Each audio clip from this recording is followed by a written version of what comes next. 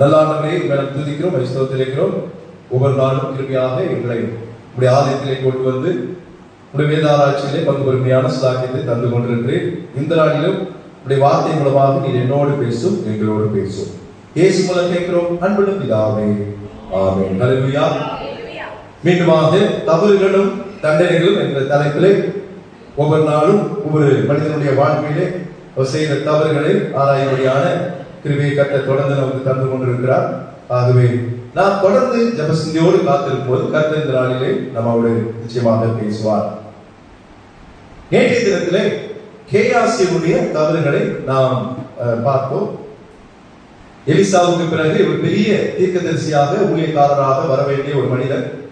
ஆனால் தான் செய்த தவறினாலே அவன் குஷ்டரோகம் அவனுடைய சரீரத்திலே வந்து அவன் மட்டுமல்ல அவன் சந்ததியாருக்கும் அதை அவன் வரும்படியாக ஒரு குற்றத்தையும் தவறையும் பாவத்தையும் செய்து அவன் தேவனுடைய சமூகத்தை விட்டும் எலிசாவுடைய சமூகத்தை விட்டும் அவன் கடந்து போனான் என்று சொல்லி நேற்றைய தினத்திலே நாம் பார்த்தோம்.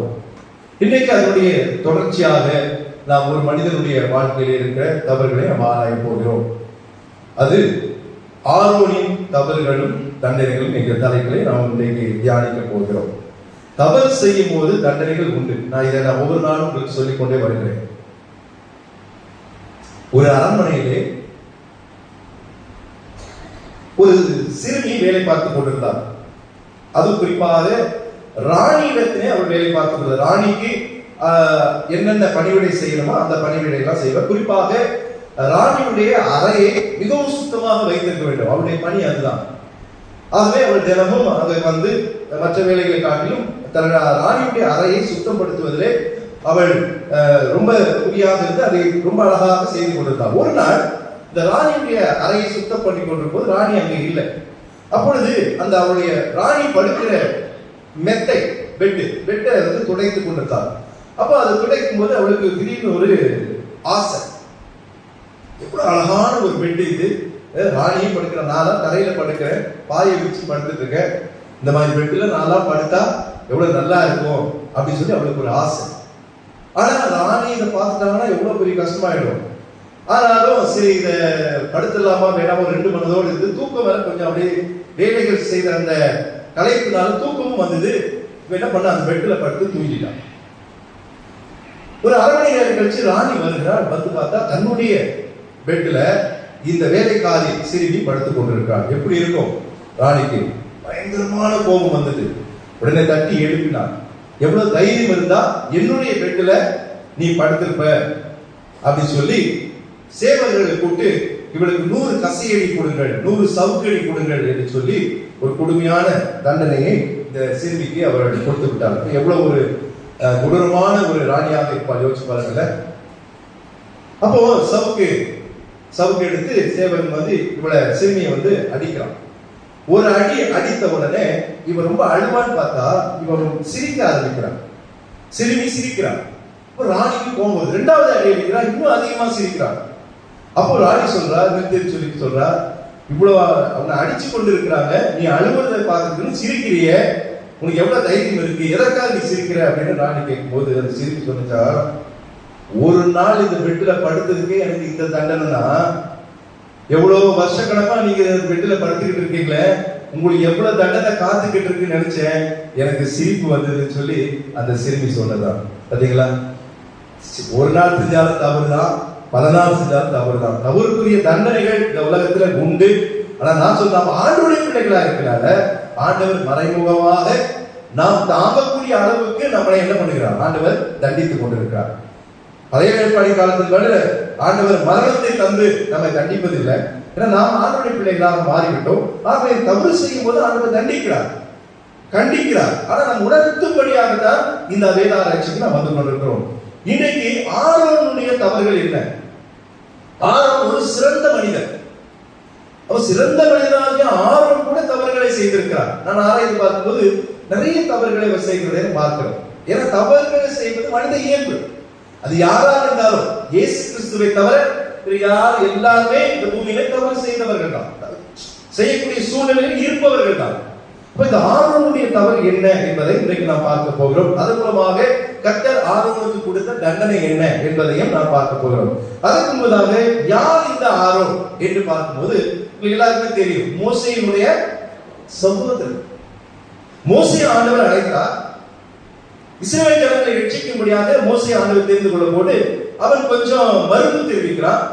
அப்போ ஆண்டவர் சொல்லுகிறார், நீ உனக்கு என்ன பிரச்சனை அப்படின்னு. இல்ல, எனக்கு நான் திக்குவாயா இருக்கிறேன், மந்ததா உடையவனா இருக்கிறேன், எனக்கு பேச வராது அப்படின்னு ஆண்டவர் என்ன சொல்றாரு, உனக்கு ஆரோன் நாவா இருப்பான், வார்த்தையா இருப்பான். யாத்திராகமம் 4ஆம் அதிகாரம் 14ஆம் வசனத்தை வாசிங்க.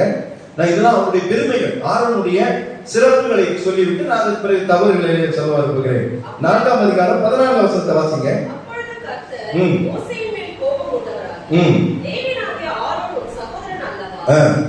அவன் நன்றாய் பேசுகிறவன் என்று அறிவேன்.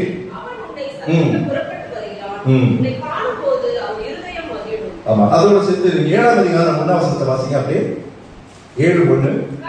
கர்த்தர் மோசேயை நோக்கி, பார், உன்னை நான் பார்வோனுக்கு தேவனாக்கினேன், உன் சகோதரனாகிய ஆரோன்.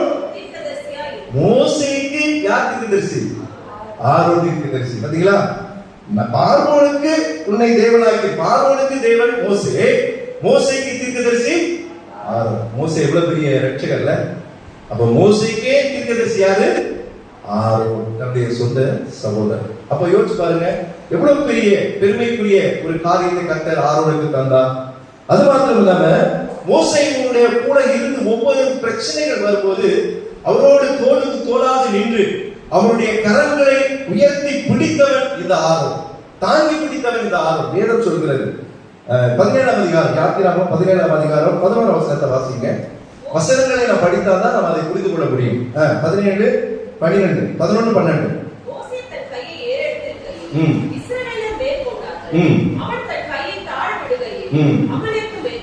இந்த சம்பவம் உங்களுக்கு தெரியும். அமலேக்கரை எதிர்த்து நீக்கும் போது யோசுவாவும் அவருடைய சேனைகளும் போய் சண்டை போடுறாங்க. என்ன நடக்குது? மோசே கையை தூக்கும் போது யோசுவா அங்க பெரிய வெற்றி கிடைக்குது, பெரிய நல்ல சண்டை போட்டுருக்கான். மோசேயுடைய கை தாழ்ந்து போகும்போது என்ன நடக்குது? தோல்வி அடைகிறான். அப்ப மோசே எவ்வளவு நேரம் பிடிச்சிட்டு இப்படியே கையை வச்சுட்டு இருப்பான் இல்ல? அப்ப கையை ஆட்டோமேட்டிக்கா என்ன பண்ணீங்க, எவ்வளவு நேரம் இப்படி வச்சுட்டு இருக்க முடியும்? யோசிச்சு பாருங்க. இல்ல 5 நிமிஷம், 10 நிமிஷம், 1 மணி நேரம், இல்ல நாள் ஃபுல்லா நிக்கணுமாங்க. அப்போ இந்த மோசேயுடைய கரம் தாழ்ந்து போக கூடாது. அதற்காக என்ன பண்ணாங்க? 12ஆம் வசனத்தை வாசிங்க. மோசேயுடைய கைகள் அசந்து போயிற்று. அப்பொழுது அவர்கள் ஒரு கல்லை கொண்டு வந்து அவன் கீழே வைத்தார்கள். அதன் மேல் உட்கார்ந்தான் ஆரோனும் ஊரும்.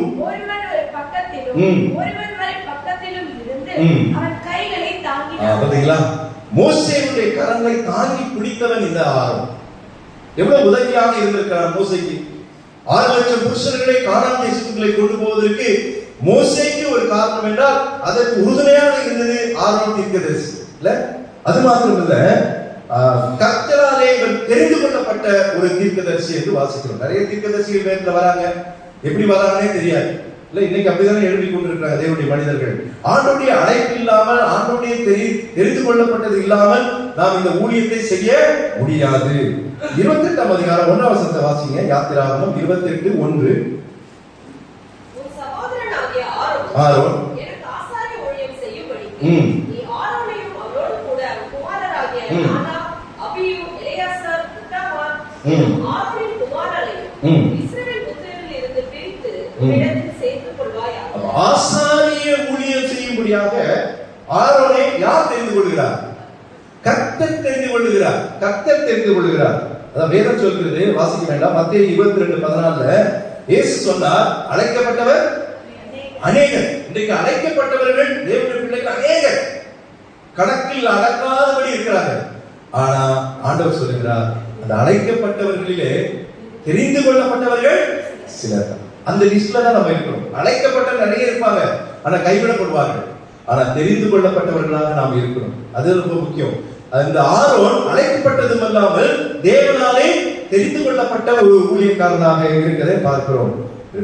எல்லாத்தையும் காட்டிலும் இஸ்ரவேல் ஜனங்களுடைய முதல் பிரதான ஆசாரியர் யாரு?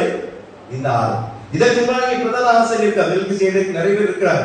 ஆனா இஸ்ரவேல் ஜனங்களை நடத்தும்படியாக ஆண்டவராலே தெரிந்து கொள்ளப்பட்ட ஒரு பிரதான ஆசாரியன் இந்த ஆரோன் என்று சொல்லி நாம் அறிந்து கொள்ள வேண்டும். அதனால எபிரேயர் 5:4 வாசிக்கிறோம், இப்படிப்பட்ட இந்த கனமான ஊழியத்தை ஆரோனை போல வேறு எவரும் செய்ய முடியாதுன்னு ஆண்டவர் சொல்றார். ஏன்னா அவரை போல அழைக்கப்பட்டால் ஒழிய இந்த கனமான ஊழியத்தை யாரும் செய்ய முடியாது. அப்ப இப்பேற்பட்ட பெருமைக்குரிய ஒரு மனிதராக ஆரோன் இருக்கிறதை பார்க்கிறோம். நான் இன்னொன்று யோசிச்சுட்டே இருந்தேன். பொதுவாகவே ஒரு அண்ணன் தம்பி இருந்தா, அண்ணன் ஒரு பெரிய ஸ்தானத்துல இருந்தா தம்பிக்கு ஒரு பிரச்சனை இருக்காது. நல்லா கவனிக்கணும். மோசேயுடைய அண்ணன் தான் ஆரோன். அப்போ இங்க மோசே ஆரோனோட பெரியவனா இருக்கான். அப்ப அவங்களுக்குள்ள என்ன வந்திருக்கணும்? ஒரு பொறாமை வரணும். ஆனா அந்த சகோதரத்துவத்தின் ஒரு அடையாளமாக ஆரோன் இருக்கிறதை நான் பார்க்கிறோம். மோசே தன் தம்பி தான், ஆனாலும் மோசே மேல பொறாமையின்றி அவன் உற்ற துணையாக, ஆலோசகராக, அவன் கரத்தை பிடிக்கிறவனாக, மோசேயுடைய வார்த்தைக்கு கீழ்ப்படுகிறவனாக இந்த ஆரோன் இருக்கிறதை நாம் பார்க்கிறோம். எல்லாத்துக்கும் மேலாக ஆரோனுடைய கோல், அவன் வைத்திருந்த ஒரு தடி, அது ரொம்ப விசேஷமானது. அல்லேலூயா. அவனுடைய கோல் வந்து ரொம்ப விசேஷமானது என்று சொல்லி வேதத்தில் நாம் வாசிக்கிறோம். ஏற்கனவே உங்களுக்கு தெரியும், ஆரோனின் கோல் நான் ஒரு பேசினேன், என்ன ஆச்சு? துளித்தது என்று வாசிக்கிறோம். இல்ல, ஆரோனும் மோசேயும் தான் நீங்க பரிசுத்த ஆசரிப்பு கூடாரத்துல போடுமா, நாங்களாம் போக கூடாதுன்னு சொல்லி ஜனங்கள் வந்து போர்க்கொடி எழுப்பினார்கள், எதிராக பேசினார்கள். அப்போ மோசே என்ன பண்றாரு? ஒவ்வொரு கோத்திரத்துல இருந்து ஒவ்வொரு கோலை கொண்டு வந்து வைக்கின்றார். வச்சுட்டு அடுத்த நாள் போய் பாக்குறாங்க, எல்லாரும் கோலும் அப்படியே இருக்குது. ஆனா ஆரோனுடைய கோல் என்ன இருந்தது? துளித்தது. வாச்சமா இல்லையா? என்னாகமம் 17ஆம் அதிகாரம் 8ஆம் வசனத்தை வாசிங்க. என்னாகமம் 17ஆம் அதிகாரம் 8ஆம் வசனம். மறுநாள் மோசே சாட்சிய கூடாரத்துக்குள் பிரவேசித்த போது இதோ லேவி குடும்பத்தாருக்கு இருந்த ஆரோனின் கோல் துளிர்த்திருந்தது மட்டுமல்ல, அது துளிர்விட்டு பூ பூத்து வாதுமை பழங்களை கொடுத்தது என்று வாசிக்கிறோம். எவ்வளவு பெருமைக்குரிய ஒரு மனிதனாக ஆரோன் இருந்திருக்கிறார். ஆண்டவர் ஆரோனை தெரிந்து கொண்டார் என்று வாசிக்கிறோம். அது மாத்திரமல்லாம யாத்திராவில் ஒரு சம்பவம் வருகிறது. எகிப்தினுடைய மந்திரவாதிகள் வந்து கூடி இருக்கிறாங்க. அவங்க சர்ப்பங்களை என்ன பண்றாங்க? கோல சர்ப்பமாக்குறாங்க. ஆனா அந்த சர்ப்பத்தை ஆரோனை போல் என்ன பண்ணுச்சு? விழுங்கி போட்டது. வாசிக்கிறோமா இல்லையா? யாத்திராகமம் 7ஆம் அதிகாரம் 12ஆம் வசனத்தை வாசிங்க. யாத்திராகமம் 7ஆம் அதிகாரம் 12ஆம் வசனம். போட்ட போது அது பெரிய மந்திரம். ஏன்னா மந்திரவாதிகள், எகிப்தில் பெரிய மந்திரவாதிகள் தலையில கம்ப போடுறாங்க. அந்த கம்பு என்ன ஆயிடுது? பாம்பா மாறிடுது. ஆமா. ஆறான் என்ன பண்றான் பாருங்க. ஆறானுடைய அவன் கோல போடுறான். என்ன நடக்குது? விழுங்கிட்டு வாசிக்கிறோம். அப்போ கோல்களை விழுங்கிட்டுனா எதை விழுங்கிச்சு? பாம்பை விழுங்கிடுச்சு. ஆமா. அப்போ அவ்வளவு வல்லமை உடைய ஒரு மனிதனாக ஆரோன் இருந்திருக்கிறது. அதனால்தான் உடன்படிக்கை பெட்டியில ஆரோனுடைய துளித்த கோல் வைக்கப்பட்டிருந்து வாசிக்கிறோம்ல. 3 பொருட்கள், அது எப்பவுமே நீங்க மறக்கப்படாது. உடன்படிக்கை பெட்டியில 3 பொருட்கள் வைக்கப்பட்டது. எபிரேயர்ல நம்ம வாசிச்சோம். ஏற்கனவே நான் சொல்லிட்டேன் உங்களுக்கு. என்னது? 2 கற்பலகைகள், மன்னா அடைக்கும் ஒரு பாத்திரம், அப்புறம் ஆரோனுடைய தலை. எவ்வளவு பெரிய பேர்ல அதுதான் தேவனுடைய சமூகத்திலே தேவனாக கருதப்பட்டது. அது இருக்கிற இடத்துல ஆசீர்வாதம். இவ்வளவு பெரிய ஆசீர்வாதத்தை ஆரோனுக்கு கர்த்தர் தந்திருக்கிறார். ஆனாலும் ஆரோன் சின்ன தவறுகள் ஆரோன் செய்ததுனால பெரிய தண்டனைகளை ஆண்டவர் தந்தார் என்று சொல்லி நான் வேதத்திலே நாம் வாசிக்கிறோம். இன்றைக்கு இப்பொழுது நாம் தவறுகளை பார்த்து தொடர்ந்து தண்டனைகள், தவறு செய்யும் போது அதற்குரிய தண்டனைகளையும் இன்றைக்கு நாம் பார்க்க போகிறோம். முதல் தவறு எனக்கு தெரிஞ்சு வேதத்தின் அடிப்படையில் செய்யும் போது வாசிக்க கேட்க யாத்திராகமம் 32ஆம் அதிகாரம் 1ஆம் வசனத்திலிருந்து நீங்க 6ஆம் வசனம் வரைக்கும் நீங்க பார்க்கும்போது மோசே கற்பனைகளை பெரும்படியாக அங்க என்ன வைக்க போறான்? மலைக்கு செல்கிறான். அவன் போயிட்டு ஆண்டவர் அவனுக்கு 2 கற்பனைகளை எழுதி கொடுக்கின்றார். அதை எடுத்து கொண்டு வருவதற்கு இவனுக்கு கொஞ்சம் நேரம் ஆயிடுச்சு. அதனால என்ன நடக்குது? யாத்திராகமம் 32 1ஆம் வசனத்தை வாசிங்க. தாமதிக்கிற போது அவர்கள் யாரு? இஸ்ரவேல் ஜனங்கள் ஆரோனிடத்திலே கூட்டம் கூடி. அப்ப எப்படி தனியாவே வர மாட்டாங்க. நான் சொல்றேன், ஏற்கனவே பாருங்களேன், அவங்க கூட்டமா தான் வர, ஒரு கூட்டத்தை சேர்த்துட்டு தான் வருவாங்க. ஆமா, கூட்டம் கூடி அவனை நோக்கி எங்களை அழைத்துக் கொண்டு வந்த அந்த மோசேக்கு என்ன சம்பவித்ததோ அறியோ. அதனால் நீ எழுந்து எங்களுக்கு முன் செல்லும் தெய்வங்களை எங்களுக்காக உண்டு பண்ணும் என்றார்கள். எவ்வளவு பயங்கரமான மனிதர்களாக இருக்கிறாங்க இஸ்ரவேல் ஜனங்கள் பாத்தீங்களா? இல்ல, கஷ்டப்பட்டு ஆண்டவர் எகிப்துல அடிமைத்தனத்துல இருந்தாங்க. யாரு? இஸ்ரவேல் ஜனங்கள். சோத்துக்கு வழி இல்ல, அவ்வளவு கஷ்டப்படுற, வேலை புளிஞ்சு எடுத்தாங்க. ஆண்டவர் அவருடைய கூக்குரலை கேட்டார் வாசிக்கிறோம். ஆண்டவர் அவர்களை கண்ணோக்கினார் என்று வாசிக்கிறோம். கர்த்தர் அவர்கள் இறக்கப்பட்ட தன் ஜனங்கள், இஸ்ரவேல் நம்முடைய ஜனங்கள் ஆண்டவர். அதனாலதான் மோசே மூலமாக இவர்களை பாலும் தேடும் ஓடுகிற கானான் தேசத்துக்கு கொண்டு போகணும்னு சொல்லி அங்கிருந்து புறப்படப்படுகிறார். இவங்க எங்கெங்கெல்லாம் அவங்களுக்கு தேவை, பிரச்சனைக்காக பேச மாட்டாங்க. எப்போ அவங்களுக்கு என்ன தேவையோ அதற்காக இவங்க என்ன பண்ணுவாங்க? குற்றம் சுமத்துவாங்க. யாராவது 3 பேர் தான் மாட்டிட்டு இருக்கு. ஒண்ணு ஆண்டவர், இன்னொன்னு மோசே, இன்னொன்னு ஆரோன். இந்த 3 பேர்கிட்ட தான் என்ன பண்ணுவாங்க சொல்றாங்க. இப்ப மோசே இல்ல, என்ன சொல்றாங்க? இல்ல மோசேயை ஆண்டவர் கூட வழி நடத்தி வராரு. மோசேயெல்லாம் அப்படியே அங்கேயே தங்கிடுவாரா? ஆண்டவர் விட்டுவாரா? இல்ல மோசே தான் வருவாரா? இஸ்ரவேல் ஜனங்கள் தப்பு பண்ணும்போதெல்லாம் மோசே விழுந்து விழுந்து இஸ்ரவேல் ஜனங்களுக்காக மன்றாடுகிறார். ஐயோ, என் ஜனங்களை நீங்க கொன்றாதீங்க, ஆண்டவர்கிட்ட மன்னிப்பு கேட்டு ஜபிக்கிற அந்த மாதிரி ஒரு மனுஷன். அவர் வர லேட் ஆனா நான் கொஞ்சம் வெயிட் பண்ண வேண்டியதானே? நாங்க அது ஆனவனே இந்த வார்த்தை சொல்லுவாங்க. நீங்க பாருங்க, நாங்க எகிப்திலே இருந்திருப்போம். இவங்களுக்கு பாவம் செய்யணும்னா லட்டு செய்யற மாதிரி, இஸ்ரவேல் ஜனங்கள் லட்டு சாப்பிடுற மாதிரி. ஆமா, அப்படிதான் இருக்குது. ஆனா இது என்ன நடக்குது? 6 நாள் என்ன சொல்லிருக்கணும்? கொஞ்சம் வெயிட் பண்ணுங்க, அதெல்லாம் தப்பு, தவறு, பாவம் சொல்லிருக்குமா சொல்லிக்கூடாதா?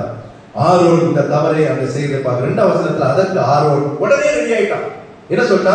உங்க மனைவிகள், உங்க குமாரர், உங்க குமாரத்தி கால்களில் இருக்கிற பொன்னணிகளை கலட்டி என்னிடத்தில் கொண்டு வாருங்கள் சொன்னான். என்ன தப்பு செஞ்சான்?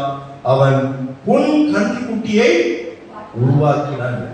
10 கட்டளைகளில முதன்மையானது நானே தேவன், என்னை தவிர யாரொரு விக்கிரகத்தையும் செய்யவோ சேவிக்கவோ கூடாது. இந்த கற்பனைகளை அறிந்திருந்தவர்கள் இவர்கள். இப்ப என்ன பண்றாங்க? ஆரோன் செய்யலாம், என்னுடைய என்னாலே தெரிந்து கொள்ளப்பட்டவன் என்று சொல்லி ஆண்டவராலே சாட்சி பெற்ற ஆரோன் இன்றைக்கு ஒரு பொன் கன்றுக்குட்டியை செய்யும்படியாக விளைகிறத பார்க்கிறோம். எவ்வளவு பெரிய தப்பு! இப்ப இஸ்ரவேல் ஜனங்கள் எப்பவுமே அப்படிதான் இருப்பாங்க. நான் ஆரோனுக்கு செய்யலாமா? என்ன பண்ணிருக்கணும்? கொஞ்சம் காத்திருந்து சொல்லணும், இல்லைன்னா ஏதாவது வார்த்தைகளை சொல்லி. இவனுக்கு என்னன்னா எப்பவுமே மோசே தான் ஆரோனுக்கு பெரிய சப்போர்ட். ஏதாவது பிரச்சனை வந்துச்சுன்னா மோசே தான் கூட இருப்பார், மோசே தான் வைராக்கியமா பேசுவார். ஆரோனை வாயாக நாவாக வார்த்தையாக மோசைக்கு கொடுத்தா கூட, ஆனா கர்த்தர் மோசையோட தான் பேசினார். மோசை மூலமா தான் ஆரோனுக்கு எல்லாம் செய்து வரும். அழைத்தது என்னவோ ஆண்டவர் ஆரோன் அப்படிதான். ஆனா அவர் தீர்க்கதரிசி பிரதான ஆசாரியனாக இஸ்ரவேல் ஜனங்களுக்கு ஆண்டவர் மாற்றி விட்டார். ஆனா மோசே தான் ஆரோனுக்கு மேலாக ஆண்டவர் வைத்தார். என்ன நடந்ததுங்க? விளைவு என்ன தெரியுங்களா? 28 வசனத்தை வாசிங்க. 32:28. லேவியின் புத்திரர் மோசே சொன்னபடியே செய்தார்கள். அந்நாளில் ஜனங்களில் ஏறக்குறைய 3000 பேர் விழுந்தார்கள். ஏன்னா நான் முழுவதும் படிக்க முடியாது. 3000 பேர் இஸ்ரவேல் ஜனங்கள் என்ன பண்ணாங்க? இதுக்கு யார் காரணம்? ஆரோன் தான் காரணம். அந்த பொன் கன்றுக்குட்டியை செய்ததுனால மோசே இறங்கி வரான். மோசேக்கு மேலே சொல்லி வீட்டுல போய் படிச்சு பாருங்க. மேலேயே ஆண்டவர் சொல்லிட்டாரு. என்ன சொல்றாரு தெரியுமா? நீ சீக்கிரம் போ, இஸ்ரவேல் ஜனங்கள் தங்களை கெடுத்துக் கொண்டார்கள் இப்படி சொல்றாரு ஆண்டவராக. ஆண்டவர் வெளிப்படுத்துறார் இது மோசேக்கு. நீ போ, வெயிட் பண்ணாத, போ. அங்க அவர்கள் தங்களை கெடுத்துக் கொண்டார்கள். எனக்கு விரோதமாக செயல்பட்டார்கள் ஆண்டவர் சொல்லல, தங்களை கெடுத்துக் கொண்டார்கள் என்று சொல்றாரு. இப்ப இறங்கி வரா, வந்து பார்த்தா இங்க எல்லாம் என்ன பண்றாங்க? விக்கிரக ஆராதனை செய்து கொண்டிருக்கிறாங்க. கூட யார் இருக்கிறா? ஆரோன். எவ்வளவு கோபமா இருக்குல்ல. அப்ப கூட ஆண்டவர் தண்டிக்க நினைக்கும் போது மோசே என்ன பண்றாரு தெரியுமா? ஜெபம் பண்றாரு. ஐயோ, இந்த தண்டனை வேணாம். ஆனாலும் கர்த்தர் ஆரோனை மன்னித்தார். ஏன்னா அவன் பிரதான ஆசாரியர், தீர்க்கதரிசி. அதனால ஆண்டவர் ஆரோனை மன்னித்தார், ஜனங்களை கண்டித்தார். என்ன எத்தனை பேர் செத்தாங்க? 3000 பேர் செத்துறாங்க. யோசிச்சு பாருங்க, தவறுகளை செய்யும் போது அதனாலே பல பேர் பாதிக்கப்படுகிறார்கள். நம்மை இஸ்ரவேல் ஜனங்கள் சாவது ஆரோனுக்கு பெரிய துக்கம். ஏன்னா மோசே மாதிரி அவனும் இஸ்ரவேல் ஜனங்களை நேசிக்கிறான். அதான் சொன்ன உடனே பொன் கன்றுக்குட்டியை செய்யறான். வாழ்க்கையில நாம் தவறுகளை செய்யக்கூடாது, பாவங்களை செய்யக்கூடாது, ஆண்டவருக்கு விரோதமாக எந்த ஒரு காரியத்தையும் செய்யக்கூடாது. ஆண்டவர் வெறுக்கிற பாவங்களிலே பிரதான ஒரு பாவம் விக்கிரகாராதனை. ஆண்டவர் தனக்குரிய கணத்தை யாருக்கும் கொடுக்க கூடாது என்று சொல்லி ஆண்டவர் தெளிவா சொல்லியிருக்காரு. நீங்க பழைய ஏற்பாடு காலத்துல இருந்து புதிய ஏற்பாடுகள் இயேசு கிறிஸ்து வரைக்கும் சீஷர்கள் வரைக்கும் இதை தெளிவா நமக்கு சொல்லியிருக்கிறார். ஆனா இன்றைக்கு நாம் என்ன பண்றோம்? வெறும் கல்லை வைத்து வணங்குவதுமான விக்கிரக ஆராதனை இல்லை. ஆண்டவருக்கு விரோதமாக நாம் அவருக்கு பிடிக்காத காரியங்கள் எல்லாமே தேவனுடைய பார்வையிலே விக்கிரக ஆராதனை தான். ஆக இந்த பாவத்தை ஆரோன் செய்ததுனால இஸ்ரவேல் ஜனங்களுடைய 3000 பேர் தண்டிக்கப்பட்டார்கள். இரண்டாவது ஒரு தவறு செய்கிறார். என்னாகமம் 12ஆம் அதிகாரம் 1ஆம் வசனத்தை வாசிங்கள். என்னாகமம் 12ஆம் அதிகாரம் 1ஆம் வசனம். எத்தியோப்பியா தேசத்து ஸ்திரீயை மோசே விவாகம் பண்ணியிருந்தபடியினால் மிரியாமும் ஆரோனும் விவாகம் பண்ணின எத்தியோப்பியா தேசத்து ஸ்திரீயின் விருத்தமான விரோதமாய் பேசி, இந்த சம்பவம் மோசேக்கு விரோதமாக ஆரோன் என்ன பண்ணான்? எதிர்த்து பேசினான் என்று வாசிக்கிறோம். கோராவுடைய பாவம் என்ன பேருக்கு போட்டது? எபிரேயர்ல யூதால கோரா எதிர்த்து பேசின பாவத்துக்கு என்று வாசிக்கிறோம்ல. ஆரோனுக்கு தெரியாதா? மோசே ஆண்டவராலே அழைக்கப்பட்டவன், தெரிந்து கொள்ளப்பட்டவன்.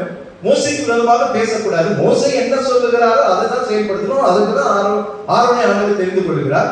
ஆனா இங்க என்ன நடக்குது? எத்தியோப்பியா தேசத்து ஸ்திரீகள், அது மோசேயுடைய பிரச்சனை. அது ஆண்டவருக்கு மோசேக்கு இருக்க பிரச்சனை. ஆண்டவர் என்ன நோக்கத்தோட அதை அனுமதித்தாரோ நமக்கு தெரியாது. ஆனா இங்க என்ன பண்ணிருக்கணும்? அதை எதிர்த்து பேசக்கூடாது. ஒருவேளை சாப்பிட்டா கேட்கிறது ஒண்ணு இருக்குது. ஆனா மிரியாம் யாரு? இவனுடைய சகோதரி. ஆரோன், மோசே, மிரியாம், இந்த 3 பேரும் இவங்க அண்ணன் தம்பிங்க, இவ சகோதரி. அப்போ மிரியாமும் ஆரோனும் மோசேக்கு எதிராக எதிர்த்து பேசினார்கள் என்று வாசிக்கிறோம். தேவனுடைய மனிதர்களை எதிர்த்து நாம் என்ன பண்ணக்கூடாது? பேசக்கூடாது. அது ஆரோனையே பேசினாலும் சரி, ஆண்டவர் இதை வெறுக்கிறார். இதை அனுமதிக்கிறது. என்ன தண்டனை தெரியுங்களா? 10ஆம் வசனத்தை வாசிங்க. 12:10.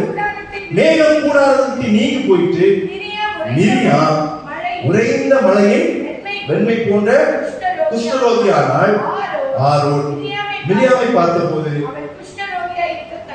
நியாயமா பார்த்தா 2 பேருக்கு என்ன வந்திருக்கணும்?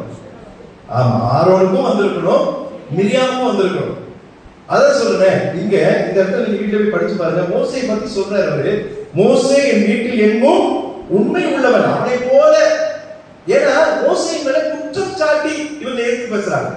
இப்ப ஆண்டவர் சொல்றாரு, அவனை மாதிரி ஆடு உலகத்தில் கிடையாது, அவன் சார்ந்த குணம் உள்ளவன், அவன் உண்மை உள்ளவன், நீ அவனை பத்தி எதுவும் சொல்லாதீங்கன்னு சொல்லி ஆண்டவர் இவங்க 2 பேர் மேல கோபம் அடைகிறார். 8ஆம் வசனத்துல, நான் அவனுடன் மறைபொருளாக அல்ல முகமுகமாகவும் பிரதிட்சமாகவும் பேசுகிறேன், அவன் கர்த்தரின் சாயலை காண்கிறான். இப்படி இருக்க நீங்கள் என் தாசனாகிய மோசேக்கு விரோதமாய் பேச உங்களுக்கு பயம் இல்லாமல் போனது என்ன? நான் கேள்வி கேட்பேன், நீ என்ன கேள்வி? உனக்கு பயம் போயிடுச்சு பாரு, என்னுடைய என் மேல இருக்கிற பயம் உங்களுக்கு போயிடுச்சு. ஆண்டவர் அப்பெல்லாம் ரொம்ப கண்டிக்கிறார். இன்னைக்கு அவனுக்கு இல்ல, நான் அதான் சொல்லிட்டே இருக்கேன். இன்னைக்கு அந்த தண்டனையில் இருந்தா இன்னைக்கு நான் இந்த ஆள் மேல நின்று பேசுவதற்கு தகுதியே கிடையாது. எப்பயோ ஆண்டவர் என்ன அடிச்சிருப்பாங்க. நீங்க இங்க உட்கார்ந்துக்கவே முடியாது. ஏன்னா அவ்வளவு தவறுகளை செய்து கொண்டிருக்கிறோம். ஆண்டவர் மன்னித்துக் கொண்டிருக்கிறார். இங்கேயும் மன்னிக்கிறார். ஆண்டவரை அவர் மன்னிக்கிறார். ஆனா ஆண்டவர் பட்சபாதம் இல்லாதவர் தான். ஆனா ஆண்டவருடைய எண்ணங்களை நம்ம அறிந்து கொள்ள முடியாது. நியாயமா இதை படிக்கும் போது எனக்கு என்ன தோணுச்சு? அப்ப 2 பேரும், ஆனா ஆரோன் சப்போஸ் ஒருவேளை ஆரோனுக்கு இந்த மாதிரி வந்துருச்சுன்னா இப்ப யாரு? பிரதான ஆசாரியர். அப்போ ஜனங்கள் என்ன நினைப்பாங்க? யோசிச்சு பாருங்க. அதனாலதான் தண்டனையை யாருக்கு கொடுத்தார்? இந்த சகோதரிக்கு கொடுத்தாலும் நம்ம தண்டனை பெறுவதை காட்டிலும் ஒரு கடினமான காரியம் நம்ம நேசிக்கிற ஒருத்தருக்கு தண்டனை பெறுவது. அதை புரிஞ்சுக்கணும். மிரியாமுக்கு தண்டனை கொடுத்ததுமாக கர்த்தர் ஆரோனுடைய மனதை நோக்கடிக்கிறார். ஆரோனை அந்த தண்டனையிலிருந்து தப்பித்துக் கொண்டிருக்கலாம். ஆனா மிரியாமின் மூலமாக ஆரோனுக்கு ஒரு பெரிய கஷ்டத்தையும் ஒரு பெரிய ஒரு துன்பத்தையும் ஆண்டவருக்கு கொடுத்தார்னு வாசிக்கிறோம். அப்போ ஆரோன் மோசேயை நோக்கி ஓன்னு அழுறான். என்ன சொல்றான் பாருங்க, என் ஆண்டவனே நாங்கள் புத்தியீனமாய் செய்தோம். மோசே அவன் என்ன கூப்பிடுறான்? என் ஆண்டவனே. இப்பதான் மோசே பத்தி தெரியுதா? மோசே எடுத்து பேசின ஆண்டவர் சொல்ல பிறகு இவன் உணர்ந்துட்டான். ஆஹா, மோசே தான் நமக்கு மேல இல்ல. இந்த இடத்துல பாருங்க, என் ஆண்டவனே நாங்கள் புத்தியீனமாய் செய்த இந்த பாவத்தை எங்கள் மீது சுமத்தாதுன்னு சொல்லி அவன் அந்த மாம்சம் அழுகி செத்து விழுந்த அந்த பிள்ளை போல இருக்கிற மிரியாமுக்காக அவன் ஜெபிக்கிறதை பார்க்கிறோம். உடனே மோசே ஆண்டவர்கிட்ட ஜெபம் பண்றான், ஐயோ இதை தயவு செய்து குணமாக்குன்னு சொல்லி. நடந்தது என்ன தெரியுமா? 7 நாள் மிரியாம் குஷ்டரோகத்தோடு இருந்து அதற்கு பிறகு அவள் சுகமானாள் என்று வாசிக்கிறோம். ஆண்டவர் அப்பப்போ உடனே தண்டிக்கிறத பார்க்கிறோம். அது மட்டும் இல்லாம மோசே ஏன் கானான் தேசத்துக்குள்ள போக முடியல? கண்மலை பார்த்து பேசுன்னு சொன்னார். இவன் என்ன பண்ணிட்டான்? அடித்து விட்டான். எத்தனை முறை அடித்தான்? இது நான் ஏற்கனவே மோசேயுடைய தவறுகளை நான் சொல்லிட்டேன். ஆனா மோசேயுடைய தவறு மட்டும் இல்லங்க, யாருடைய தவறு இருந்தது? ஆரோனின் தவறு. ஏன் தெரியுங்களா? யார் மோசேயை பார்த்து மட்டும் அவர் சொல்லல. நல்ல கவனிக்கணுங்க. அந்த சம்பவத்தை நீங்க திருப்பிக் கொள்ளுங்கள். என்னாகுமா 20ஆம் அதிகாரம் 8ஆம் வசனத்தை வாசிங்க. என்னாகும் 20ஆம் அதிகாரம் 8. அதை வாசிக்கும் போது நல்லா கவனிச்சு வாசிங்க. கோலை எடுத்து யாரு? நீயும். அப்போ இதுல யாருக்கு பங்கு இருக்குது? ஆரோனுக்கும் பங்கு இருக்குது. நீங்க மோசே மட்டும் ஆண்டவர் சொல்லியிருந்தா இது மோசேயும் செய்த குற்றம் சொல்லியிருக்கலாம். என்ன சொல்றாரு? நீ கோலை எடுத்துக்கொண்டு நீயும் உன் சகோதரனாகிய ஆரோனும் சபையாரை கூடி வர செய்து என்னது? அது ஒருமையில் இருக்கா பன்மையில் இருக்கா? பேசுங்கள். 2 பேருக்கும் ஆண்டவர் சொல்ற. 2 பேருக்கும் சொல்ற. அது புரியுங்களா? இதெல்லாம் நம்ம படிக்கும் போதுதான் எனக்கு தெரியுது. இந்த மோசே தான் தப்பு செஞ்சா நான் நினைச்சேன். ஆனா ஆரோனும் அதுல இன்க்ளூட். புரிஞ்சுக்கணும் நீங்க. பேசுங்கள். அப்பொழுது தண்ணீர்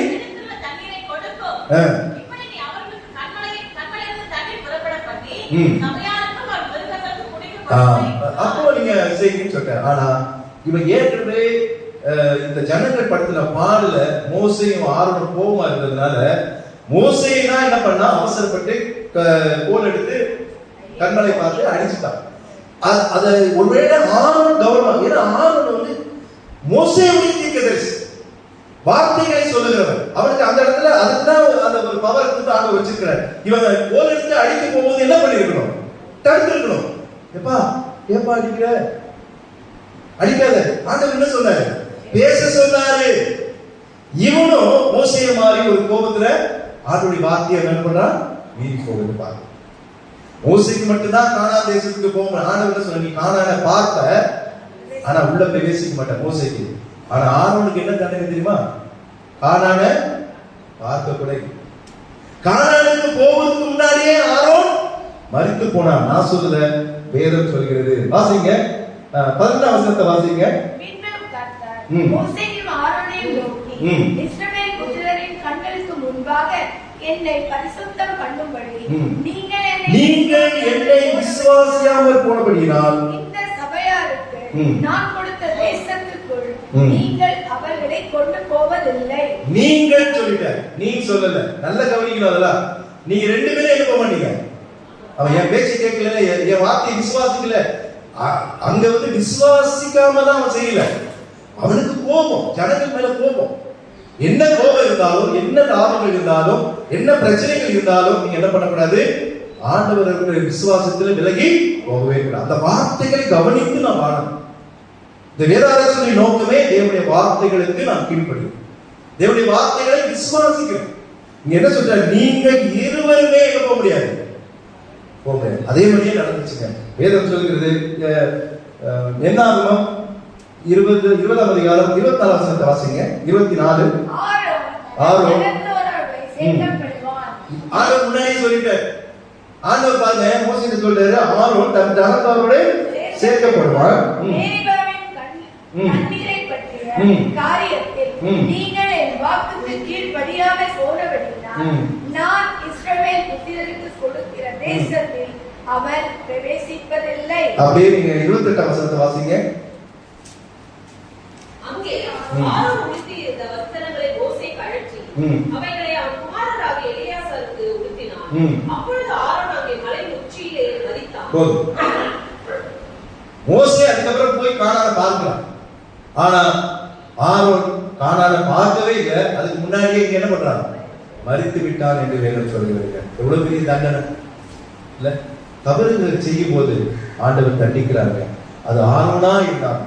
பிரதான ஆசாரியனாக இருந்தாலும், தேவனாலே தெரிந்து கொள்ளப்பட்டவனாக இருந்தாலும், மோசேக்கு தாங்குகிறவனாக இருந்தாலும், யார் தவறு செய்தாலும் ஆண்டவர் கண்டிக்கிறார், மன்னிக்கிறார். அதே நேரத்தில் ஆண்டவர் மன்னிக்கிறார், ஆனா தண்டனையும் உண்டு. அவன் மறுத்து போனா வாசிக்கிறான். ஆனா பெரிய தண்டனை என்ன தெரியுமா? இதெல்லாம் நம்ம சொல்றோம், ஆர்வம் தான் இருக்க வேண்டி மிரியாம் தானே குஷ்டரோகம் வந்தது, 3000 பேர் இஸ்ரவேல் தானே செத்தாங்க, அவருக்கு என்ன பெரிய கஷ்டம், காணாத பார்த்ததா என்ன. ஆனா தண்டனையிலே பெரிய தண்டனை என்ன தெரியுமா? நம்முடைய பிள்ளைகள் நம் கண் முன்னே மறிக்கிறாங்கல்ல, அது நமக்கு பெரிய தண்டனை. ஆர்வனுக்கு அது நடந்தது. செய்ததோ சின்ன சின்ன தவறா தெரியுது, ஆனா தண்டனை பெருசா. தன் கண் முன்னாடியே ஆர்வனுடைய மகன்கள் இறந்து போனார்கள் என்று வாசிக்கிறோம். வாசிச்சு நாம் முடிக்கிறோம். லேவியராகமம் 10ஆம் அதிகாரம் 1ஆம் வசனத்தை வாசிங்க. லேவியராகமம் 10ஆம் அதிகாரம் 1ஆம் வசனத்தை வாசிங்க. நாதாபும் அபியூவும் தன் தூபகலசத்தை எடுத்து அவைகளில் அக்கினியையும், நல்லா பாருங்க, கர்த்தர் தங்களுக்கு கட்டளையிட்டதல்ல, கட்டளையிடாத அந்நிய அக்கினியை கொண்டு வந்தார்கள்.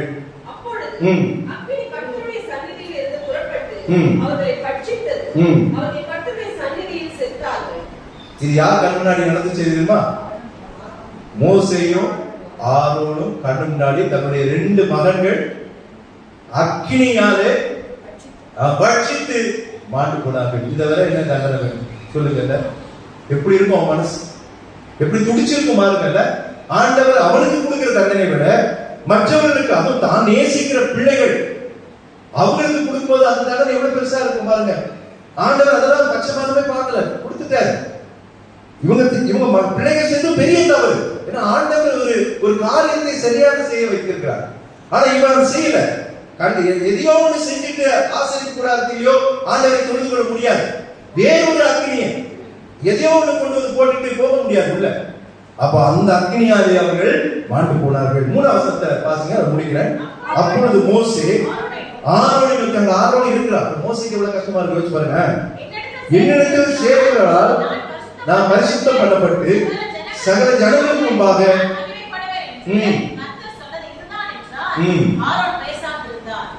ஆரோனுக்கு ஒன்றும் பேச முடியல. பேசக்கூடிய நிலைக்கு அவன் இல்ல. தன் கண்ணெதிரே 2 பேர் பஸ்மமாயிருக்கிறார்கள், 2 பிள்ளைகள். இப்ப ஆரோன் பிரதான ஆசாரியன் தான், ஆண்டவராலே அழைக்கப்பட்டு தெரிந்து கொள்ளப்பட்டவன் தான். ஆனா அவன் செய்த தவறுகளினாலே அவன் தண்டனைகளை பெற்றான் என்று வாசிக்கிறார்கள். ஆரோனுக்கே இந்த கதிதான் நீங்களும் நானும் ஆண்டவருடைய பார்வையில தவறு செய்யும் போது, பாவம் செய்யும் போது யோசிச்சு பாருங்க. இந்த நோக்கமே அதான். இந்த வாழ்க்கையில ஆரோன் செய்த தவறுகளை, அவருடைய மகன்கள் செய்த தவறுகளை, இஸ்ரவேல் செய்த தவறுகளை, இதுவரைக்கும் பார்த்த ஒவ்வொரு மனிதனுடைய வாழ்க்கையில் தவறுகளை நம்முடைய வாழ்க்கையில இருக்குமானால் ஆண்டவரே இந்த தவறுகளை இந்த நாட்களில் மாத்திரமல்ல, 40 நாள் மட்டும் திருந்துவதற்காக வருவதில்லை இந்த வேதாராய்ச்சி. இப்ப இன்னைக்குலாம் ஒரு சிலர் இருக்காங்க, ஒவ்வொரு மதத்திலையும் விரதம் இருந்து போறாங்க. அந்த பர்டிகுலர் அந்த டே வரைக்கும் அவங்க எப்படி இருப்பாங்க? கரெக்டா இருப்பாங்க. அதுக்கப்புறம் ரெடி ஆயிடும், அவ்வளவுதான். இன்னைக்கு நாம அப்படி இருக்கக்கூடாது. அந்த சடங்காச்சாரத்துக்குள்ள போகக்கூடாது. வாழ்நாள் முழுவதும், நம்முடைய வாழ்க்கையில ஆயுசு நாட்கள் முழுவதும் தேவனுக்கு பிரியமாக தவறுகளையும் பாவங்களையும் செய்யாதபடி வாழ கர்த்தர் நம்மை அழைத்திருக்கிறார்.